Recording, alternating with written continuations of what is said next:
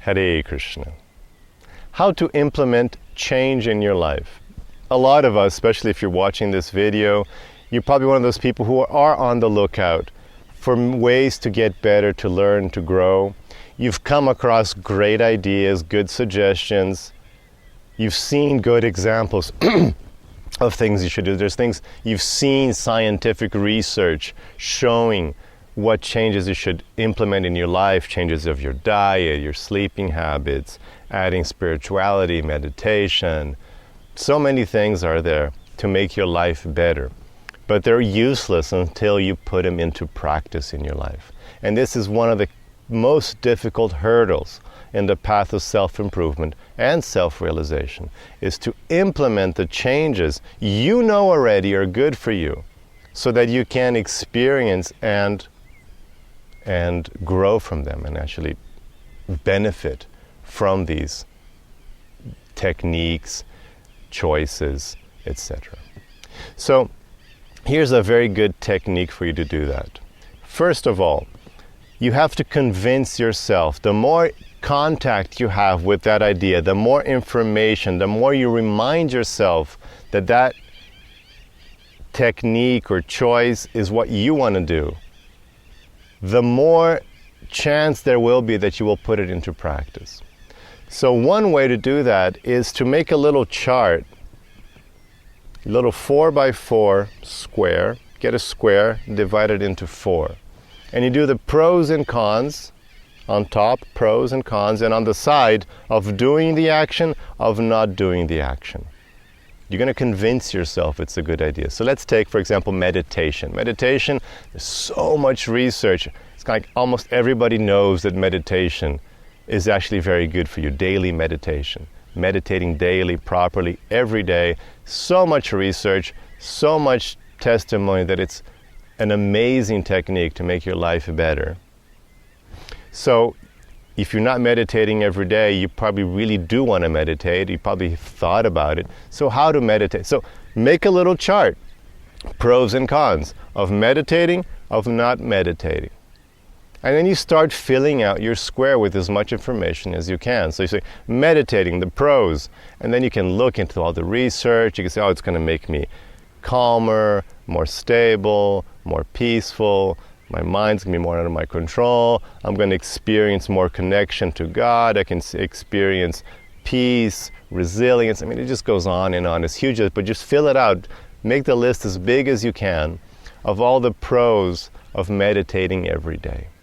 And then the next box over is not meditating. So what are the pros of not meditating? And you're like, you're going to be hard pressed to find pros of not meditating. The only one I can come up with is that, okay, that's time you would spend meditating, you would have to do something else. It's not very impressive because we're talking about, 20 minutes a day. It's not really going to help you so much doing something else for 20 minutes a day, not as much as meditating.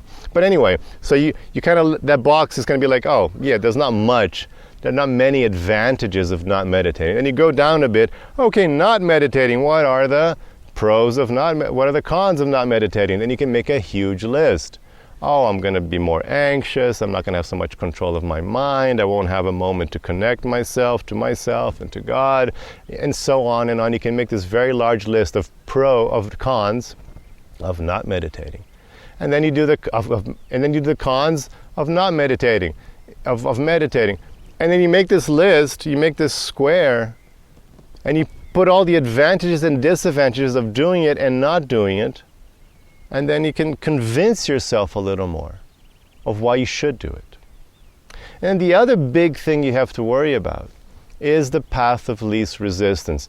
Naturally, we will do things we are used to doing, the habit-forming ideas. So if you want to introduce a new habit in your life, if you want to start doing something every day like meditation or like changing your diet, becoming vegetarian, becoming vegan, if you want to start doing something differently, sleeping earlier, sleeping more, to introduce that change, you have to deal with resistance, the resistance of being habituated to doing something else.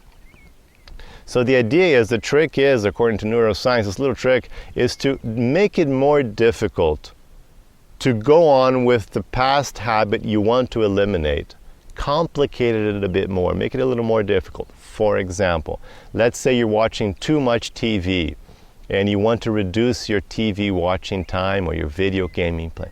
So what you do is you remove, let's say, the remote control from its convenient place right in front of the TV. Or if you're doing video games, maybe you just remove the controller of it, or the game, the cartridge. Just remove that and put it somewhere else in the house. Not that totally remove it, but just make it more difficult so that if you really want to use it, you're going to have to go somewhere else to find it in some drawer in some other room. You have to the jack, you have to go to the drawer, plug it in, something just to make it a little more difficult to do that thing which you don't want to do anymore. And the thing you want to do, you make it easier. So let's say you want to read more. So maybe you can have the book in your favorite place right in front of you. So it's right in front. You want to meditate. Maybe you want to have like a little meditation cushion and your beads all set up. So it's right in front of you. You just have to sit down and start meditating. Facilitate it as much as possible. Every little detail. Oh, I have to get the cushion from there and put it here. That is enough for your mind to say, oh, you know what? Forget it. I don't want to do meditation. So every little detail to make it easier, to make it more obvious to do something you want to do, and everything you can do to complicate doing that thing you don't want to do anymore will help your mind shift towards the new behavior you want to take into your life. So those are two techniques. First, it's a mental thing. Convince yourself. More and more, convince yourself of the importance of it. Read about it.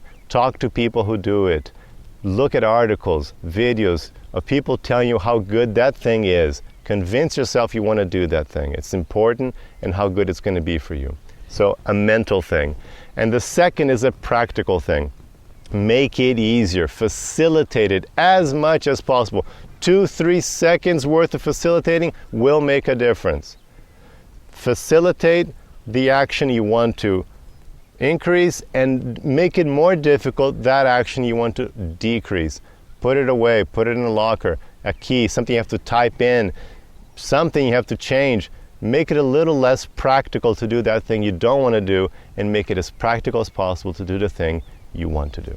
So you can try those two things. These are proven techniques with studies, with scientific studies behind them. Try those two things and see if you can introduce positive change in your life. Hare Krishna.